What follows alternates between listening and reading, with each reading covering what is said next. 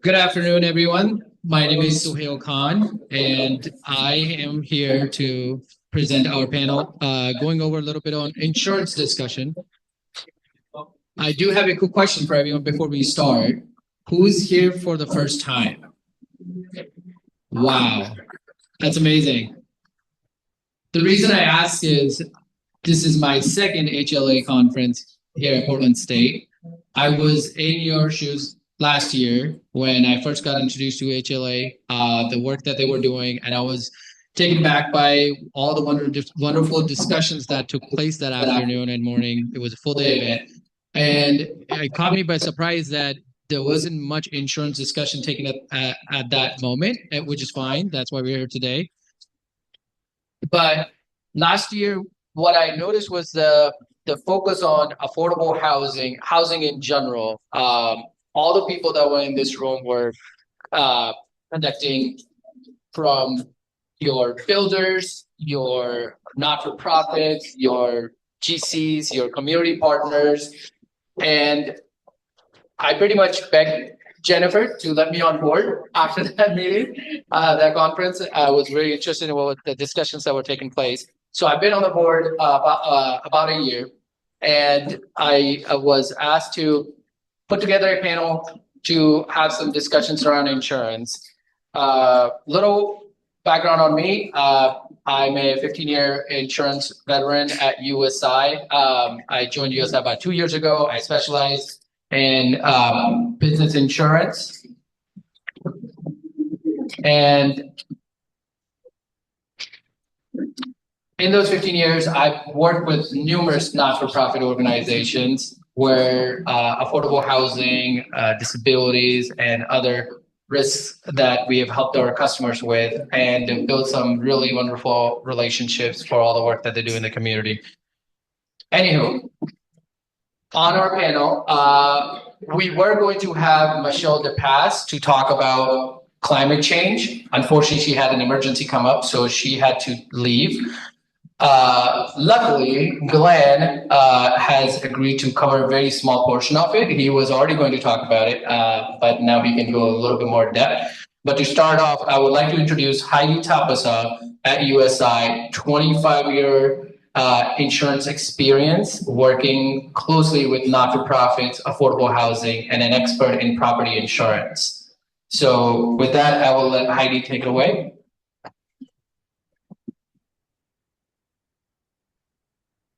Thank you, Suhail. I actually have an outside voice, so I'm probably going to take one step back away from that microphone so I don't blast your ears off. I have a distinct privilege of presenting to you all today this exciting topic called insurance, following probably a delicious lunch and really inspiring award ceremony. So no pressure here to keep you as a captive audience. I promise I'll try to keep this lively and not terribly boring. If you roll your eyes, it's a natural tendency when we're talking about insurance, so I won't take that personally at all. Suhail actually asked me a couple of weeks or months ago. I'm going to not put him on the spot. It was probably a month ago. He gave me time to prepare to talk to you all about managing costs of insurance relative to housing and affordable housing in particular, which really sits in my lane. I am 25 years with USI. There's numerous years before that that I won't count that I started at a ripe young age of 20 in the insurance business.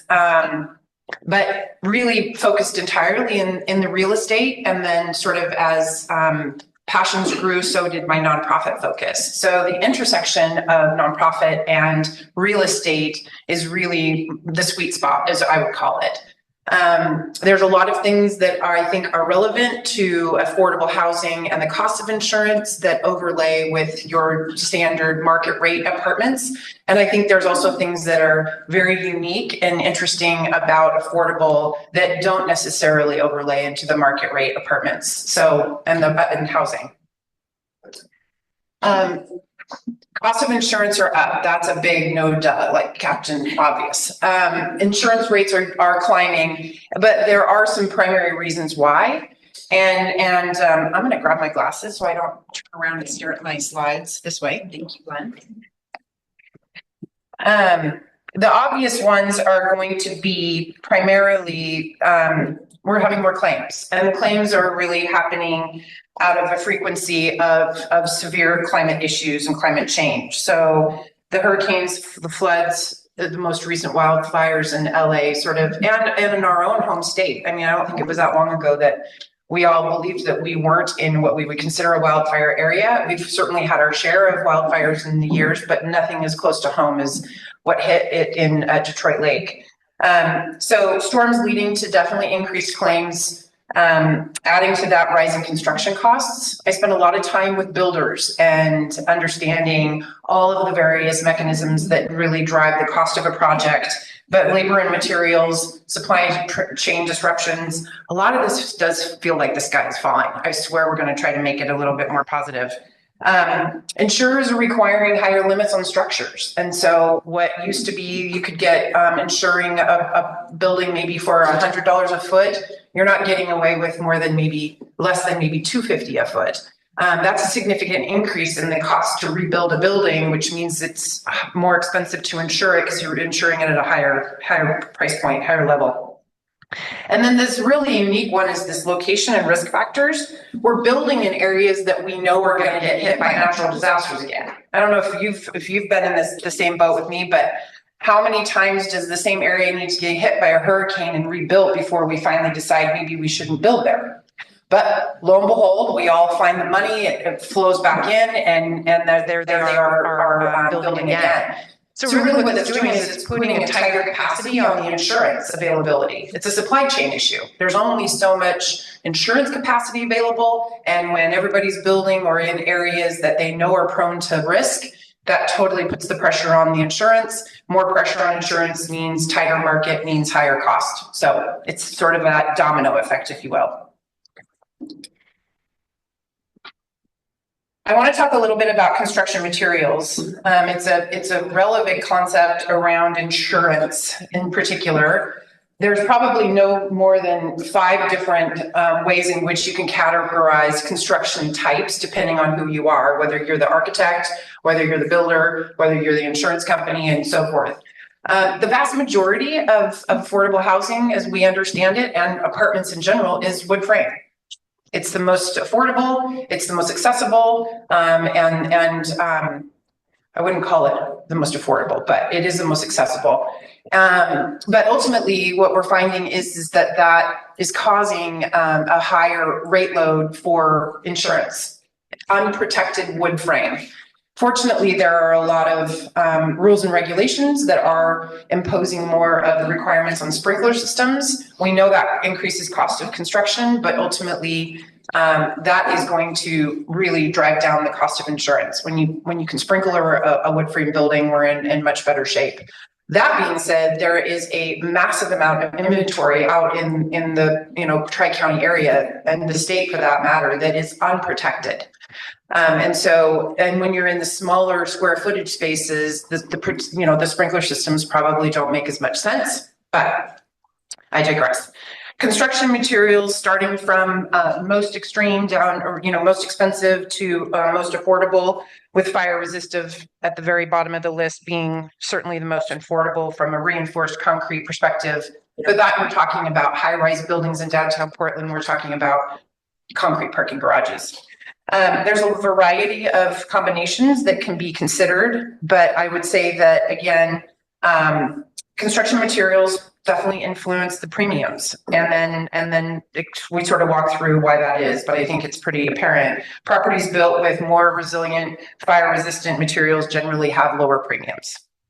The sprinkler systems are there's actually 2, and they're the bane of our existence as brokers because they're categorized into 13 or 13R. I know I have an insurance rep in the audience that can probably remind me the difference because I don't keep them straight. Glenn, you might be able to tell me 13 or 13R.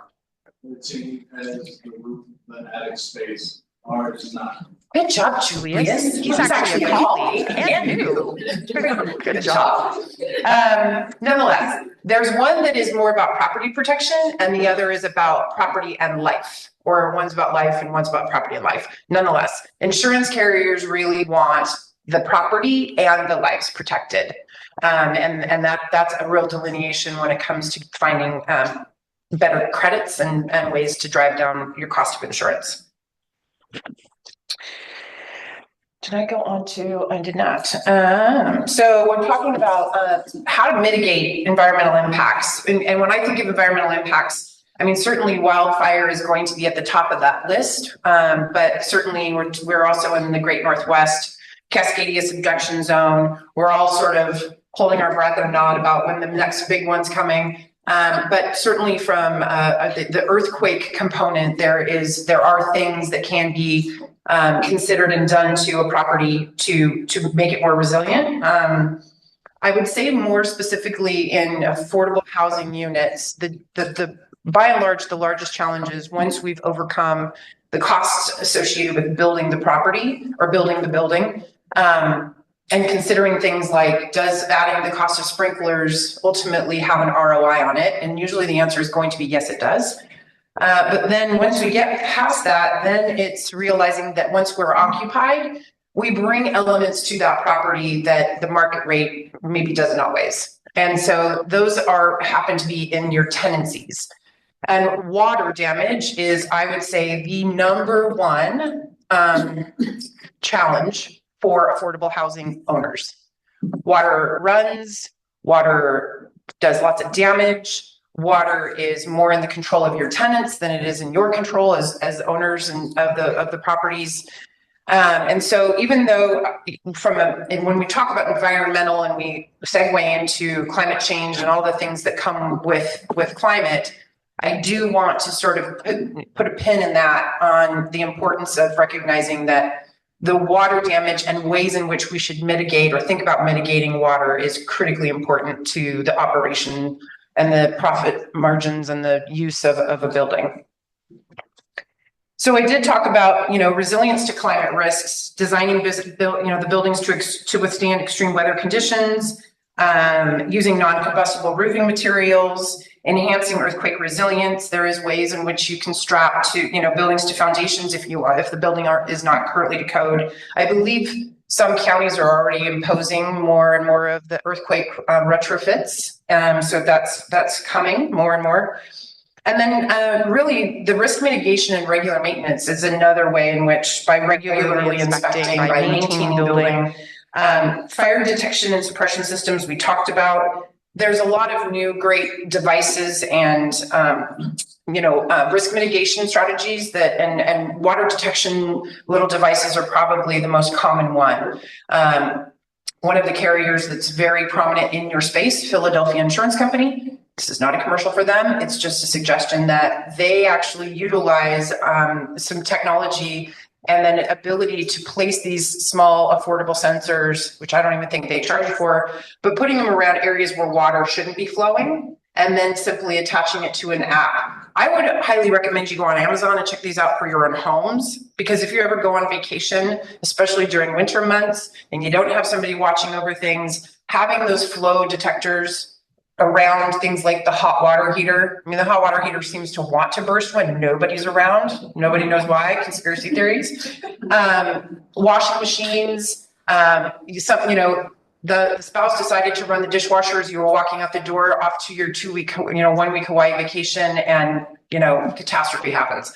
These little sensors are super inexpensive. They attach to an app and you now get notified via this app that water's running where it shouldn't. You call the neighbor and they go turn your water off. The ability to mitigate that, thinking about it in your own home versus now a multi-story wood frame building.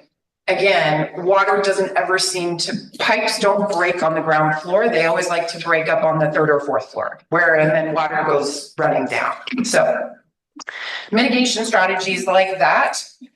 There's also smoke. Obviously, you've got some of the smoke and fire detection systems, but we've also now, again, with all this great technology, you have heat detection, and that it's picking up heat where it shouldn't be, even ahead of smoke and then potentially fire.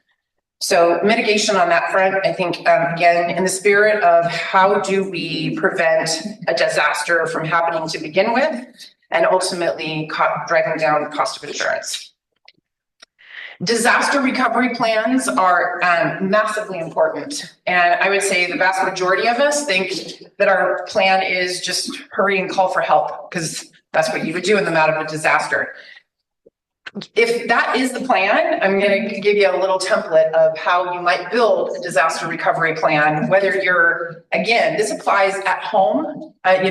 We regularly talk about, you hear building the earthquake. I think there should be a time coming soon where it's Earthquake Preparedness Day. It's shake, rattle, roll, or rock, rattle, roll, or whatever they phrase it. But then you have your bin of things, and I don't know how many of you sit and watch this, and it's like, yeah, that seems like a really good idea. I should have water, and I should have batteries, and this seems really smart. And then do we do it? No, we do not. Some of us do, but that could be just the beginning framework of a disaster recovery plan. But as an owner, being able to convey to your insurance carriers via your brokers that you actually do have a disaster plan, you are prepared and know. I know Glenn actually had some really good slides that he can speak to as well, especially post-loss. I like to be your friend before the loss and make sure that we have everything in place for you. And then Glenn is our friend after the loss, making sure that we have the right things in place.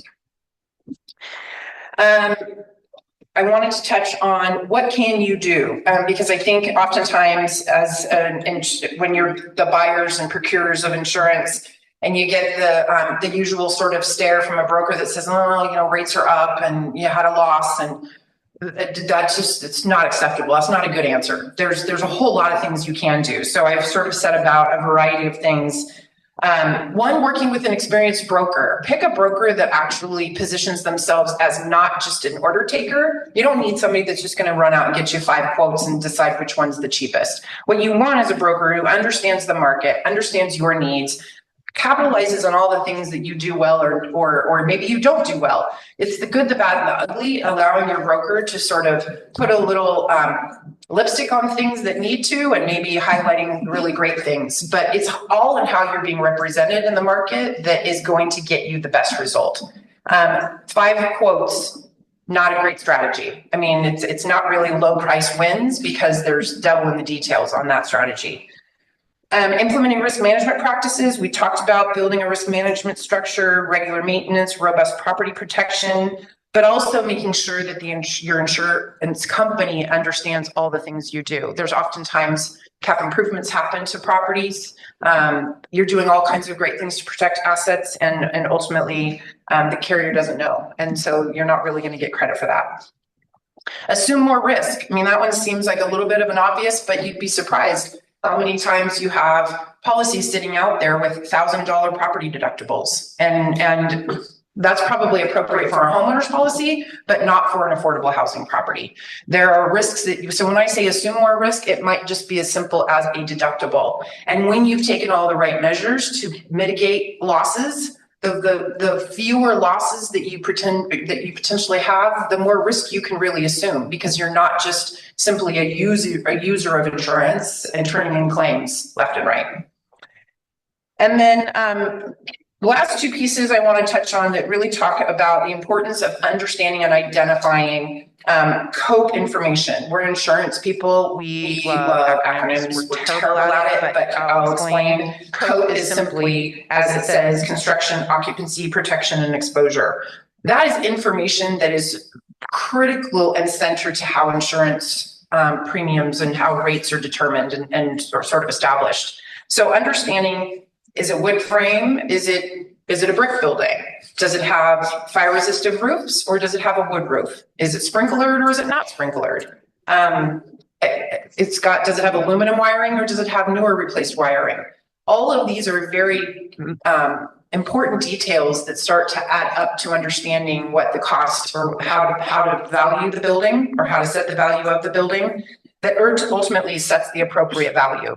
Setting the appropriate value is equally as important, because if you're paying to insure a building that's really $5 million and you're paying for $8 million, the notion is, well, I got $8 million, so I'm going to get that. It's not actually, doesn't work that way. If it costs $5 million to rebuild the building and you carried $8 million, you get the cost to rebuild the building. So over-insuring is never a great idea. And we're regularly surprised at how values have been established with not correct information added to the market that we're in, where insurance companies just simply want to keep increasing. You'll see this on your own, again, homeowners policies. Every year your policy comes out and there's just a blanket percentage increase, whether you want it or not. And it's supposed to assume that there is a cost of, well, there is inflation, but cost of materials, cost of labor going up. So paying attention to those two things as well, I think will help manage those premiums as well. That is the end. I only saw one eye roll, so thank you. I appreciate that.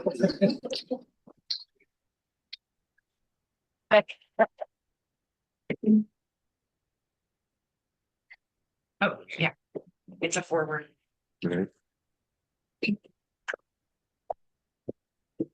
was really good information. Couple things I'll just add to her just before I get started. The sensors and everything that she mentioned, a lot of low-income housing, I think, is represented here. I do a lot of the claims for low-income housing in the Portland, Southwest Washington area. And those things have saved a lot, but they've also been not used properly. So if any of you are in the risk management portion or the ownership portion, or looking to make sure that those work, regular inspections and making sure they're placed in properly and kept there. They get kicked around. A lot of them are, like you said, around toilets or whatever.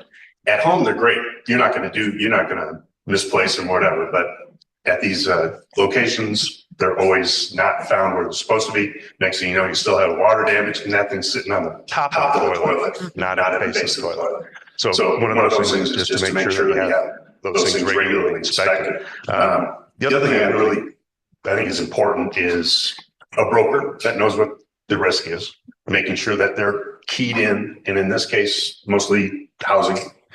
And risk management, having somebody that's going to work with that broker, making sure that they know the risk.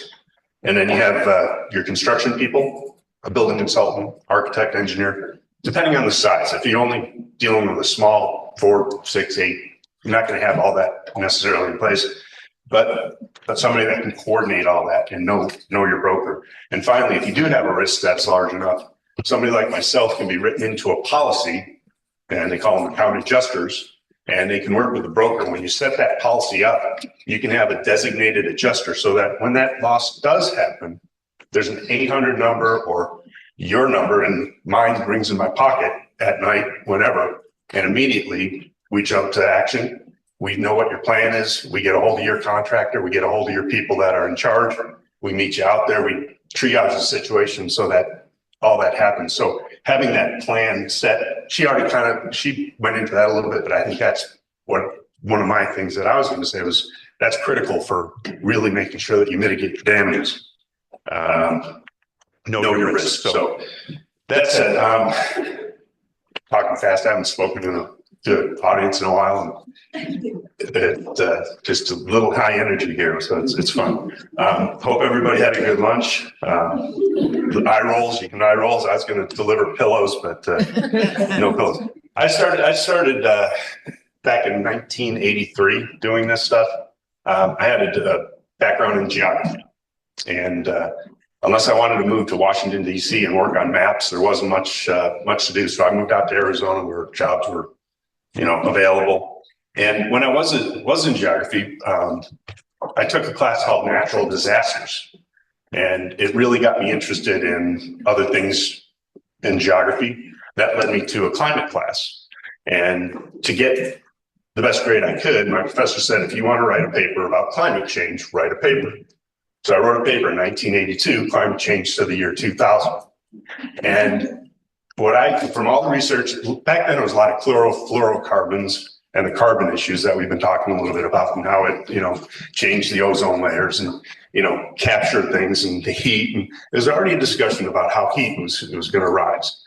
And that's probably the driver of a lot of things that we're seeing. And I don't necessarily want to say climate change. Climate is always changing.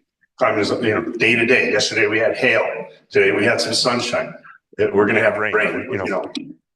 Oregon doesn't have the removal of your studs until April 1st, and it always seems to get extended. So they never know from one week to the next what the change is really going to be. So my paper kind of talked about climate was going to be unpredictable, but it is happening. Something's happening, and I think we can all see that we're having more intense weather systems, higher heat, cold spells. Last January, we had a week-long cold spell that really caused havoc with a lot of our properties in the Portland general area and Seattle. And a lot of pipes froze that because we had a freeze that was only a couple of days the year prior, but this one was such a long period that it really caused havoc because the pipes had never gone through that. So they started to thaw out, and water damage last year, I'm sure a lot of you ended up working with contractors and your insureds and yourselves to deal with that water. And so what we're seeing, I believe, is climate is more pointed on storm events, the hurricanes. The earthquake is not really a climate issue, not at all. But the dry forest, Detroit Lake, I've got a picture that's going to come up. Detroit Lake, everybody probably was there. In the Mackenzie River, there was a lot of fires that happened that were centrally located, but with the winds and the situation that was present, the dried out forest from years of dry conditions created the situation where the firestorms happen, and 100-mile-an-hour winds, it just dries itself, and the next thing you know, you have a big forest fire. I don't know how many people have driven through Detroit Lake. It's starting to come back a little bit, and it was just devastating. It was really horrific to see what had happened out there. Fortunately, they had some warning. Most people were able to get out of there, but not everybody. Oops, sorry. Boy, that went fast. Yeah, you got fast forward. Okay, so this is a picture from up in Detroit area. It was a top of a mountain where there was a communications center, lots of cell towers and just different communication stuff that was up there. And one of the, I'm not sure which mountain that is in the background, but it was that's how much the forest burned up this mountain. Huge amount of fire and damages, and it knocked out communications. It knocked out roadways, trees and stuff were all over the area, so it was difficult to get to.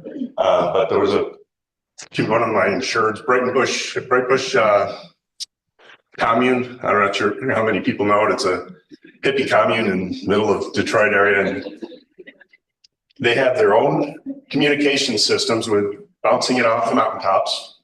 They have their own internet that's underground cables to their tents and their little situation. They have water that's run by the river that's there, and they generate their own electricity. So they're quite off the grid and don't need many people. But it was the fire had gone through their place and sustained a fair amount of damage there. I'd say about a third of their buildings were destroyed. And one of the unusual things that happened there was a lot of their buildings were built with volunteer labor, people that would go out there and help build their own structure, have it. So the cost of doing that was, if I had to do it with a contractor, $200 a foot. When they had volunteer labor, it was 50, 100, materials, not much labor. So it was a Philadelphia insured, and it was way underinsured if you were going to try and rebuild it. Excuse me. If you're going to try and rebuild it with current modern numbers. So what I was able to, advise Philadelphia was they're going to go back and use their volunteer labor. So I'm not sure how many people are here are familiar with the co-insurance penalty, but when you don't insure the property to value or replacement cost, you can be penalized or subject to a contribution to insure it on your own.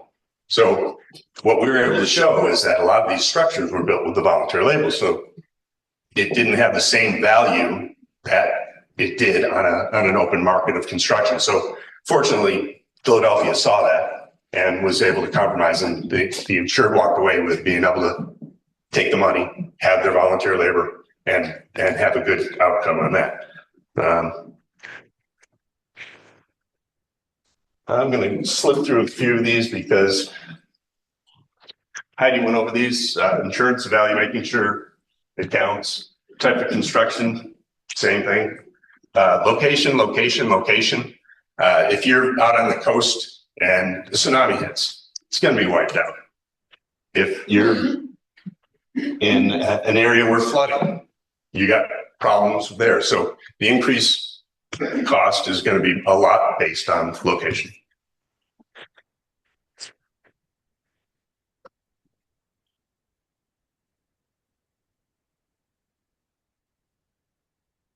Okay, now it's not going.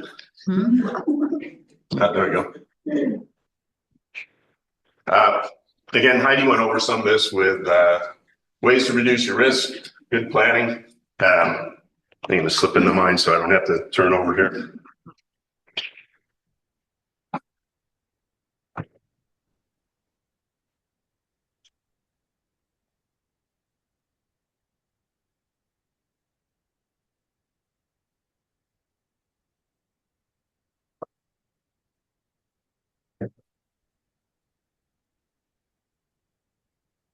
All right, materials, same thing, safety, planning for an event.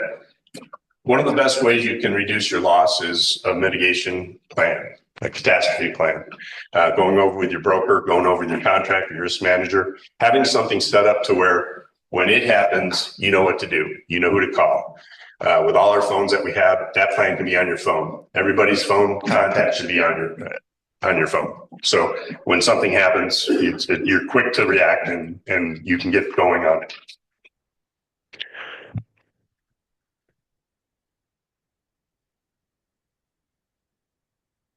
Okay, sorry about that.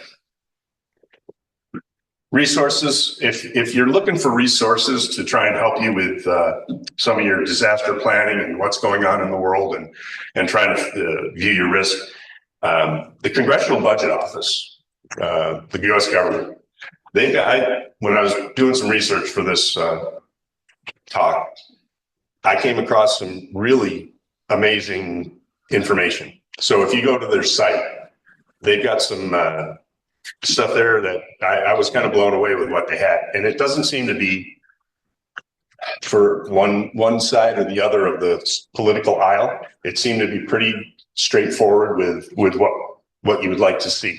So if you're that deep into the planning and what's available in the budgets and so on, that's a great resource. That's their website, but I think you can find it with the Congressional Budget Office. You'll be able to find it. A couple of the things I saw was flood damage avoided. A fair amount of it is flood, but a hurricane also. Reason why we talked about materials, I'll just go into a couple of things that we see. Steel, it's great, it's sturdy, it's really supportive, but when there's heat, it starts to bend, and that's the problem with steel. A large beam can take some heat because it starts to char, and if you can get the fire put out, it's going to hold its integrity, be repairable, and it can often withstand a different set of circumstances with a loss. And depending on what your exposures are, whether it's fire or whatever the situation is with water, your building materials matter. One of the things that I understand has been critical is builder's risk insurance and the cost of what it's costing these days. And a lot of people are just trying to decide whether they want to go with steel or wood. And wood during the course of construction, because it is a fire hazard, often is almost twice the expense. So that's something to consider. It's the end of what you want to end up with versus what you start out with. Same thing.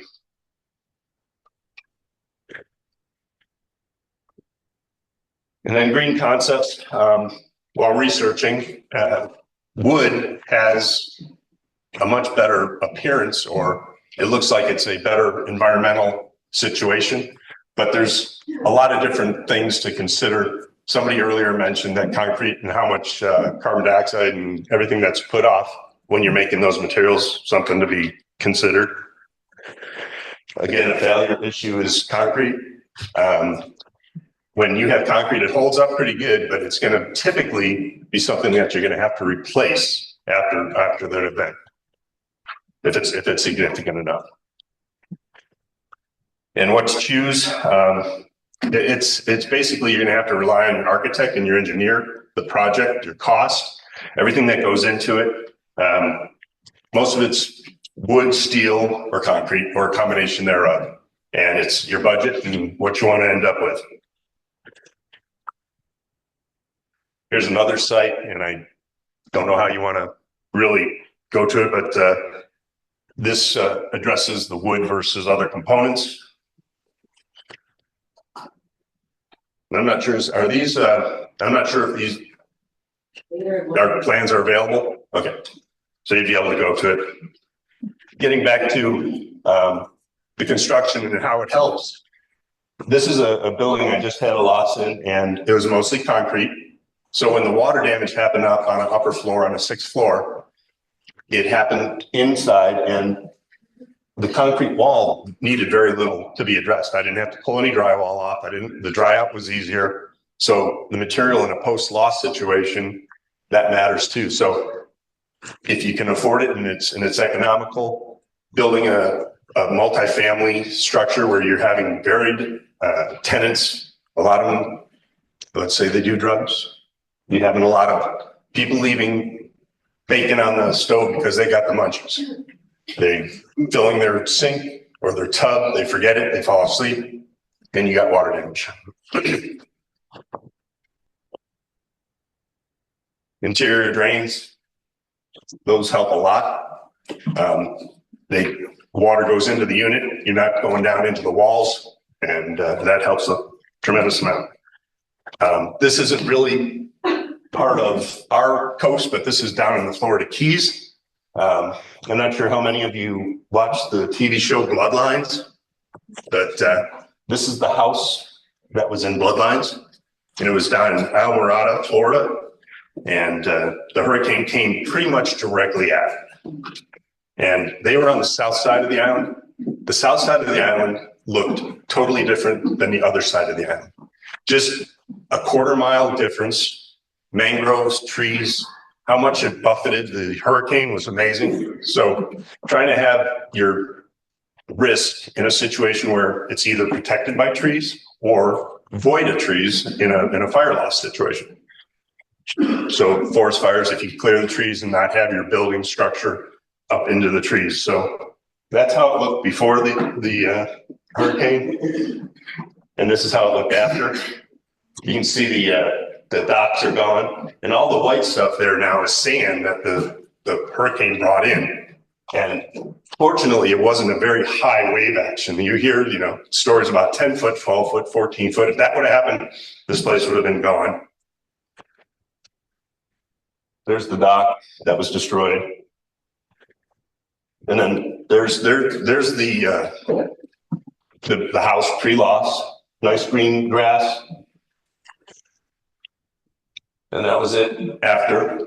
Now the house stayed there, and this is before they had to tear off all the siding, but the water had made it up right to the floor level.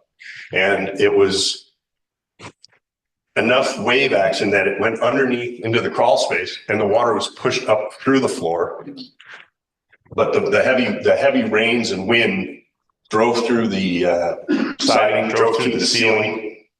And we went and we talked about building materials, selecting your building materials. This house was built of cypress wood. And cypress is very resistant. It's a very thick iron type wood. You can't, there's supposedly some places where you can still get it, but for the most part, it is not able to be used as a building material. But because it was the type of wood it was, they wanted to save the wood. They didn't want it. You can't really see it, but there's some leaks and stains in the ceiling. And this is how it was after the hurricane. They came in and they didn't. There's no place on the keys to really store a lot of stuff. So they just left almost all of it. The gentleman who owns the house, he took his paintings, and he had kind of a bunker, but for the most part, they just left the building there. And they were kind of very pleased that when they came back to it, that it was intact. So right here again, the water came through the ceiling, but the cypress wood, we ended up sanding it. But for the most part, the structure stayed in place because of the material used. And that is a famous tree that's on the property. A lot of bikini shots were taken from it. Unfortunately, it was out in the distance. I had to blow it up, but that tree's no longer there. And the reason why I put that there was shorelines, and climate change definitely is happening because we're losing the shores and erosion in areas.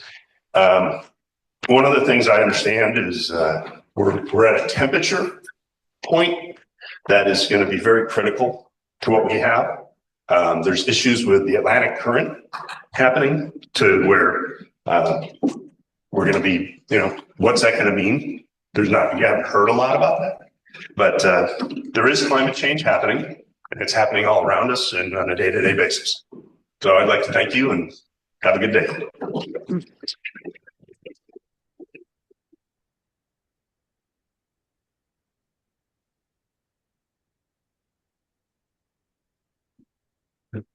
I'd like to thank you, Glenn and Heidi, for the presentation. What I've done so far, I've had some very generic questions to kind of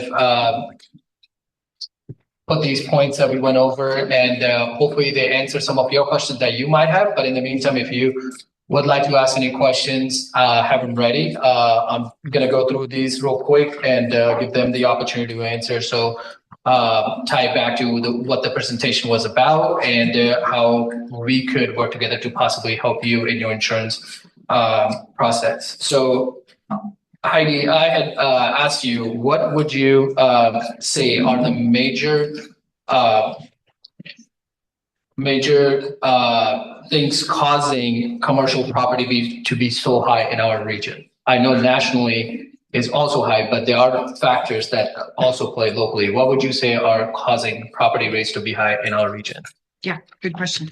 I would start with locally, the fire rates and the crime scores are probably the two most relevant factors that are driving cost for anyone considering buying buildings, insuring buildings, building buildings in the Tri-County area. But also just a reminder that insurance is really one big pool of money that starts at what we call a reinsurance level. So even when you are all going and getting your insurance coverage, there's only so much that your individual carriers are really putting up as capacity. And once they exceed that ability to pay those large losses, they go get insurance. So it just keeps going.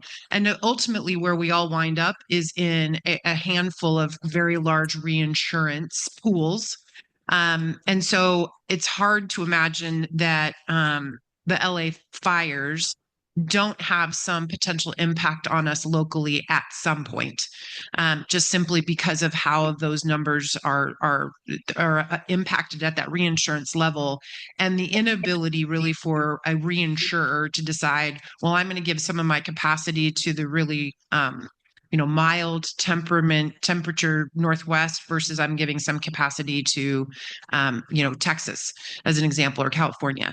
So but the local is really the wildfire scores, and the ability to start mitigating against those are things that you could work with your broker to really work through.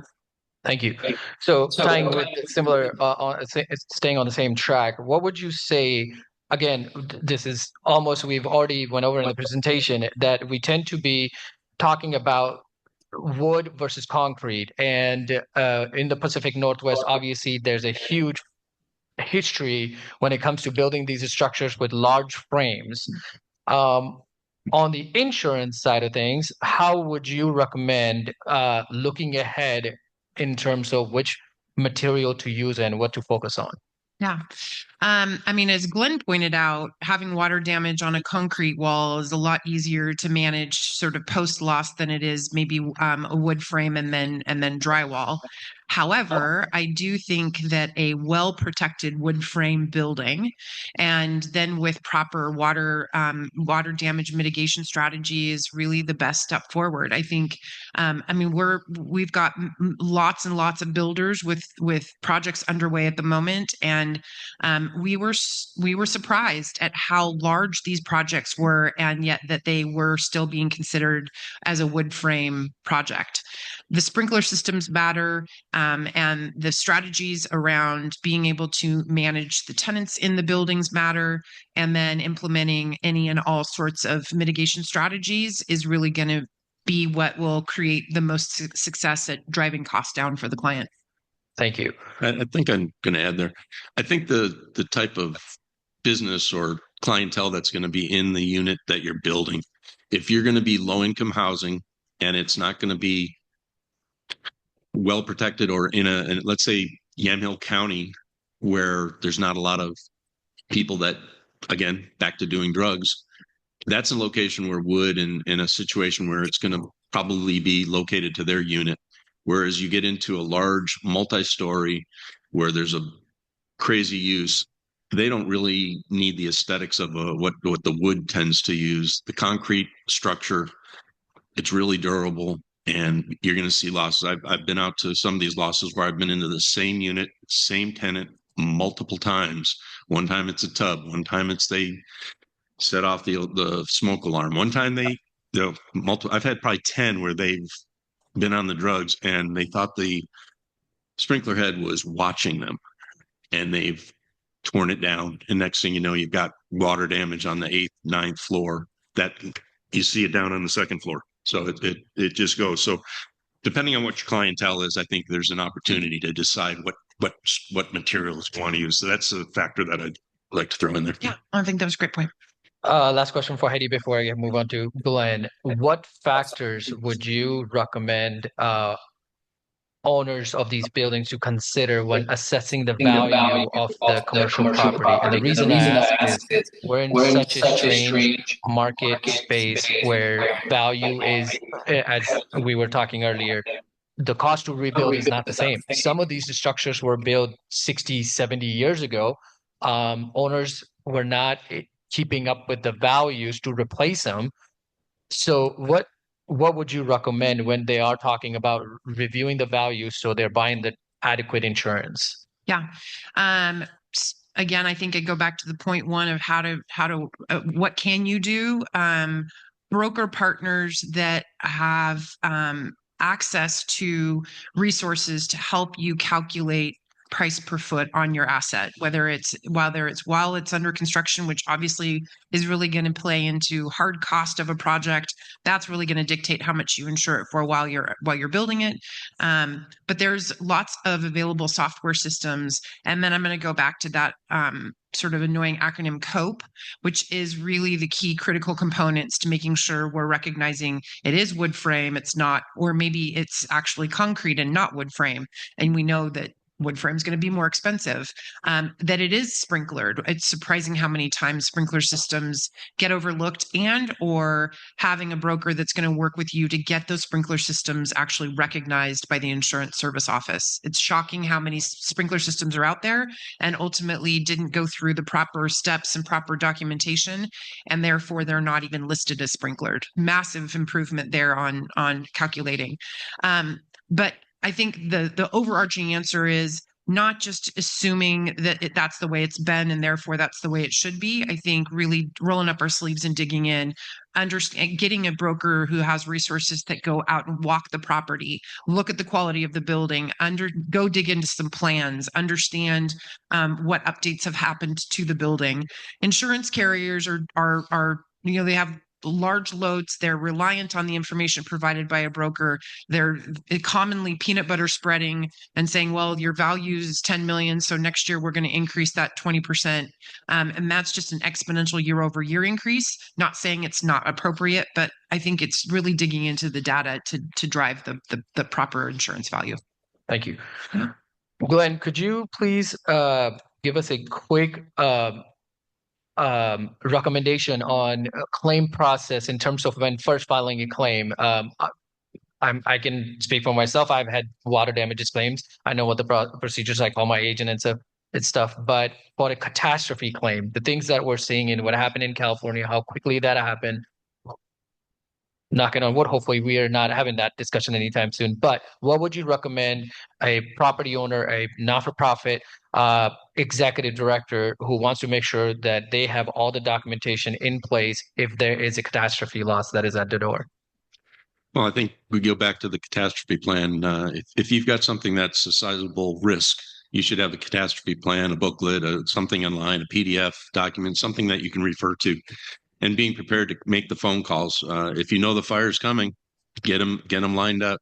You should have a contractor and a backup contractor, at least one backup contractor, because when something like this happens or something like that does happen, the contractor that you chose made promises to a whole bunch of people and they run out of people. So you end up still going back on a list. So having a backup to your main person in your catastrophe plan is critical. You want to notify your broker so that they can notify the carrier. Sometimes the carrier gets their people involved, or they call somebody such as an independent adjuster like myself. Or if you are a large enough risk where you do have an account adjuster, or your broker can suggest an adjuster, they can sometimes make that call and get that adjuster out there sooner so that they can start working with your mitigation contractor, your regular contractor, make them any emergency repairs that are needed. Sometimes you have to preserve evidence. Even if it's a catastrophe from a weather event, damages are further or larger because something didn't go right. So if you can preserve the evidence, that's a good situation. Shows that you're being proactive. Your insurance company is going to treat you a lot better on the other end of that claim. Plus, if you've got things that are not covered, maybe you didn't buy adequate insurance, you got a large deductible. Anytime you have the opportunity to preserve evidence and seek recovery from another party, that's critical to the claims process. So that helps in mitigating your loss, and that should be part of something that you think of. Was there something that went wrong? The fire system didn't go off. Something wasn't. So it was supposed to be protected, but it didn't protect. So those are, I think, the critical steps: is making sure you have that plan, the broker that you have a good relationship with, contractors that you have good relationships with, and submitting those things. Your accountants. Making sure that your bookwork is in line so that it's up to date, so that when something like this happens and you're shut down and you have a business that needs to present, hey, we need some money to keep going, and having a good accountant that knows what they're doing and have that up to speed, I think that's being prepared as well. Thank you. Can I add really quick on that? Is the mitigation contractor? We see regularly that insureds, especially with the affordable housing and any multifamily for that matter, that there's this notion that you are going to need permission in order to call a mitigation contractor to simply just start the cleanup effort, whether it's just mopping up the water, whether it's cleaning up the smoke, whatever that is. The mitigation contractors, in my opinion, and I think Glenn could probably echo this, they're probably the most opportunistic. They are really waiting for that damage to occur so that they can jump on it. They also do have prearranged relationships with large institutional owners.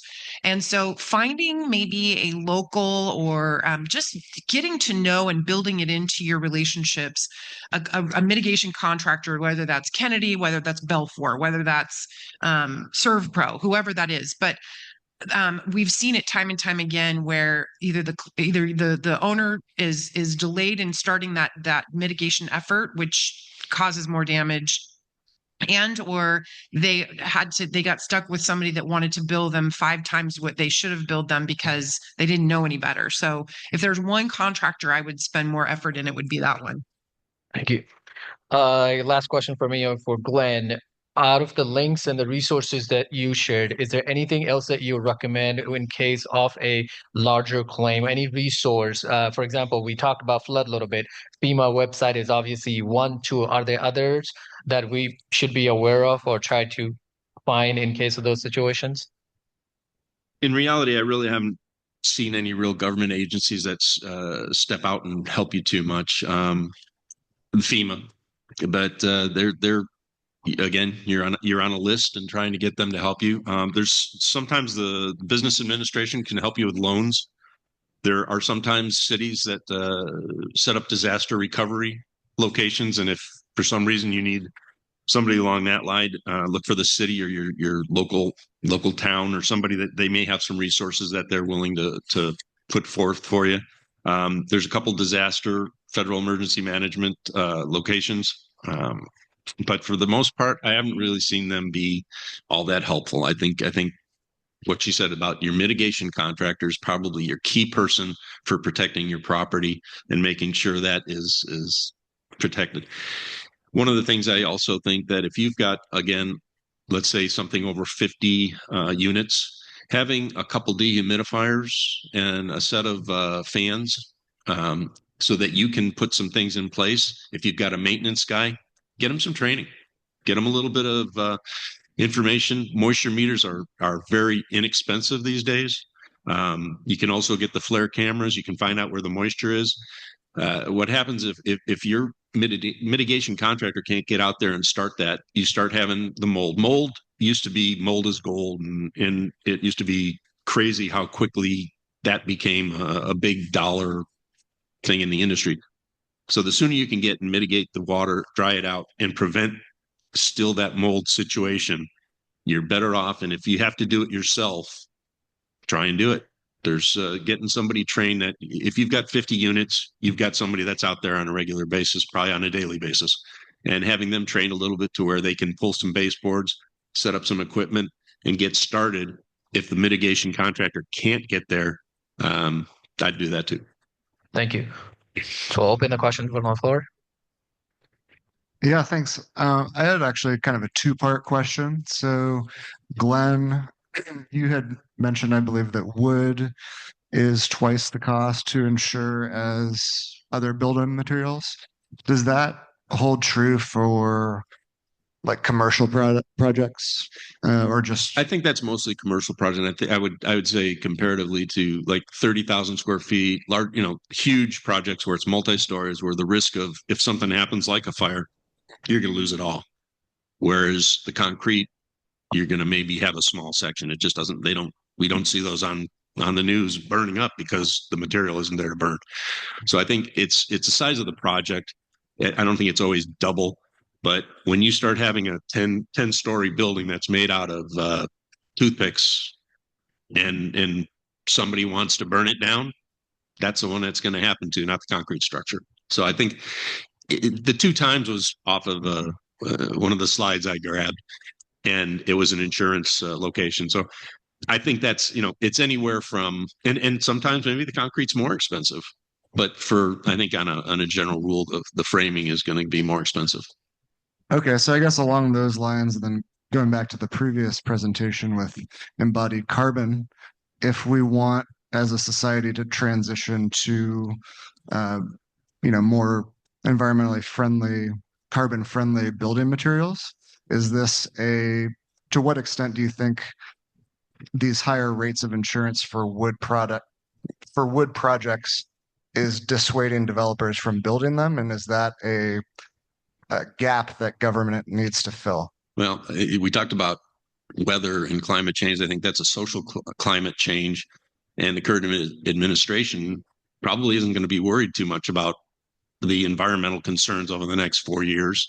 And if they happen to do the next 4 years after that, I think you're going to be seeing, unfortunately, the environmental issues take a back seat to profitability. And I think it falls to the owners and the client and where their location. I think it's going to depend on what they can put forth and demonstrate why they're building something the way they are. And if it's a good project, you're going to get the funding, I think, more so for an environmentally friendly that's based on, good, solid science. You're going to see that take off and be sustained, as opposed to somebody who's just out there to make some money. I'm not seeing builders being dissuaded from going the wood frame route. I would say the vast majority of projects that we're seeing going up, especially in the multifamily segments, are still wood frame. I think that by and large, the difference is the sprinkler systems, getting them and opting to have them fully sprinklered. And then I think we've also got now a lot more awareness around mitigation strategy. That's not that mitigation strategy for owners is kind of a new concept, because going and getting insurance was just simply a process of tell them what you need and then pay the premium and then sort of be frustrated with the premium. So much like the health insurance world sort of handed it back to you as the individual to take some control, the property market has done the same and put tools back in the hands of the owners. It's a win-win. You're protecting your property. The insurance company isn't paying out claims as much. So I think we're going to see an ongoing trend of utilizing wood, and I think that, you know, the cost of builder's risk is starting to soften a little bit. We, you know, there's some creativity that's going on in that marketplace, and there's always, again, opportunity and mitigation while that project is going vertical to protect it from the fires. So I'm good with I think wood frame is going to continue. To piggyback off that, what we're also saying, obviously, the architects are realizing that when these builder's risk policies are purchased, when you have a large, I don't know, 7, 8 story frame building, and as soon as they find out the cost for the insuring that building has been going up significantly. So the strategy behind it is like make sure there's enough gap. The buildings are spread out further from each other rather than just keep stacking on top of each other. And that's what insurance companies looking at on a cost basis for the premium. So I think the architects have also taken notice, and I've been working on that. And to be clear, right now, you don't get to go 7 stories wood frame.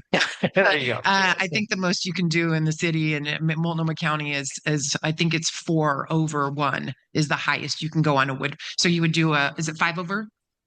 5 over 3. Thank you. We see most of it being on the first level of concrete and then the stories above it. So yeah. There may be some wiggle room with that. I think I saw some 6 stories out. It might have been Beaverton, so maybe we're talking Washington County. But there are some engineered systems that have like glulam beams and multi-ply plywood that has some structural integrity above and beyond what your 2x4s and 2x6s and stick framing. So there is some engineering. So there may be a way around that. I'm not positive. Thank you. I think we're done with our questions. We do need to get the next one. However, we do have a table back here. Glenn and I are going to be here. Please reach out. Business cards are there. Thank you so much for your time. The whole purpose behind this insurance discussion was, in my experience on the last year's panel, there were a lot of questions, and I wanted to make sure its support access was provided. So if you would like to discuss more, like have more question, anything, please reach out and we'll be happy to answer those. Thank you. Thank you. Thank you.